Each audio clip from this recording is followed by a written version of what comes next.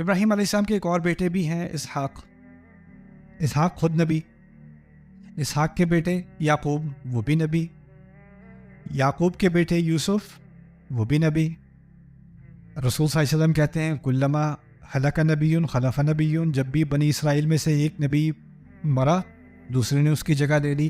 ہر generation میں اسحاق کی اولاد میں نبی نبی نبی نبی نبی نبی نبی عیسیٰ علیہ السلام تک آتے رہے مسلسل۔ قفینا علی آثارہم، ان کے تو ایک کے بعد دوسرا جیسے زنجیر کے لنک ہوتے ہیں نا، اس طرح ان کے انبیاء آتے رہے مسلسل مسلسل مسلسل۔ دوسری طرف ان کی اولاد ہے اسماعیل، بڑی اولاد ان کی اسماعیل ہے، ان کے لیے دعا کرتے ہیں ان کے لیے ایک رسول بھیج دے، رسولا منہم، رسولا منہم۔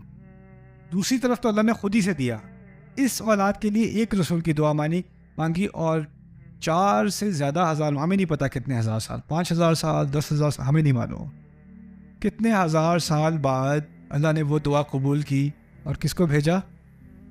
رسول اللہ صلی اللہ علیہ وسلم کو بھیجا۔ یا رب یا رب، یہ بات قرآن کو سمجھنے کے لیے ایک بنیادی حیثیت رکھتی ہے کہ ہمارے رسول اصل میں ابراہیم علیہ السلام کی دعا کا جواب ہے۔ اصل میں ہمارے رسول کو سمجھنے کے لیے صلی اللہ علیہ وسلم ابراہیم علیہ السلام کی شخصیت کو سمجھنا بہت ضروری ہے، سیرت کو سمجھنے کے لیے سیرت ابراہیم کو سمجھنا بہت ضروری ہے، قرآن کے مشن کو سمجھنے کے لیے ابراہیم علیہ السلام کے مشن کو سمجھنا بہت ضروری ہے۔ ان کا ایک آپس میں بہت گہرا تعلق ہے، بہت ہی گہرا تعلق ہے۔ اس کی میں آپ کو ابھی تھوڑی سی مثال دوں گا، چھوٹی سی۔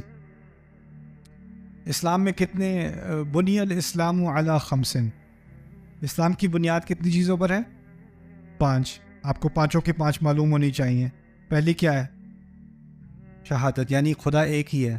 خدا ایک ہی ہے وہ تو تمام انبیاء نے کہا تھا، لیکن اصلاً جس کے واقعے میں خدا کی وحدانیت ظاہر ہوتی ہے تمام قصوں سے زیادہ، وہ کون ہے؟ ابراہیم علیہ السلام۔ اور ایک خدا کی عبادت کے لیے جس نے گھر تعمیر کیا وہ کون ہے؟ ابراہیم۔ تو لا الہ الا اللہ سے ابراہیم کا تعلق تو واضحا وضوح الشمس، جتنا واضح سورج ہے اتنا واضح یہ تعلق ہے، ٹھیک ہے۔ دوسرا کیا ہے؟ نماز ہے نا؟ دعا کرتے ہیں رب اجعلنی مقیم الصلاۃ ومن ذریتی، مجھے نماز قائم کرنے والا بنا دے۔ یہ دعا کس کی ہے؟ ابراہیم علیہ السلام کی۔ ہم جو نماز قائم کرتے ہیں وہ ہم ابراہیم علیہ السلام کی دعا کو ہی کا ہی ایک مظہر ہے۔ یہ ہو گئی دوسری چیز۔ تیسری چیز صوم، ٹھیک ہے، صوم۔ اچھا صوم کیا ہے؟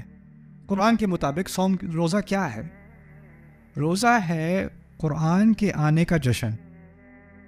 شہر رمضان الذی انزل فیہ القرآن، رمضان کا مہینہ وہ ہے جس میں قرآن نازل ہوا۔ قرآن کس پر نازل ہوا؟ محمد رسول صلی اللہ علیہ وسلم پہ۔ محمد رسول صلی اللہ علیہ وسلم یہ ہمارے نبی کیوں چنے گئے؟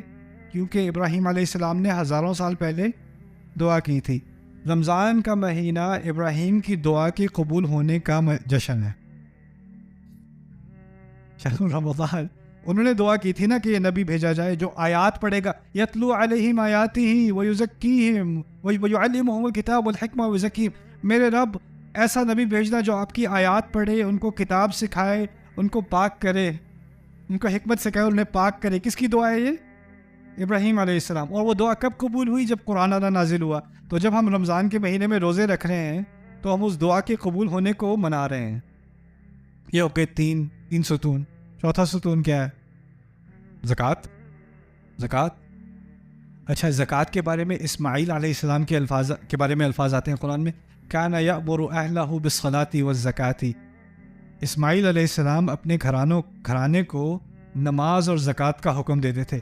وہ حکم انہوں نے کہاں سے سیکھا؟ اسماعیل نے ابراہیم علیہ السلام سے، اور ہم اس کی تعمیل کا زکوٰۃ بھی ان کی طرف منسوب۔ آخری سب سے مشکل ہے شاید، یا سب سے آسان ہے۔ کسی کو اگر حج اور ابراہیم کا تعلق سمجھنا ہے تو پھر تو آپ کسی ڈاکٹر سے رابطہ کریں۔ 5 کے 5 سیدھے واپس جا رہے ہیں کس کی طرف؟ ابراہیم علیہ السلام کی طرف۔ قرآن کے مقاصد میں سے، اس کے بنیادی مقاصد میں سے ہے کہ رسول صلی اللہ علیہ وسلم کو بھیجا گیا، جو مشن ابراہیم علیہ السلام نے شروع کیا تھا اس کی تکمیل کے لیے ہمارے نبی کو بھیجا گیا ہے صلی اللہ علیہ وسلم۔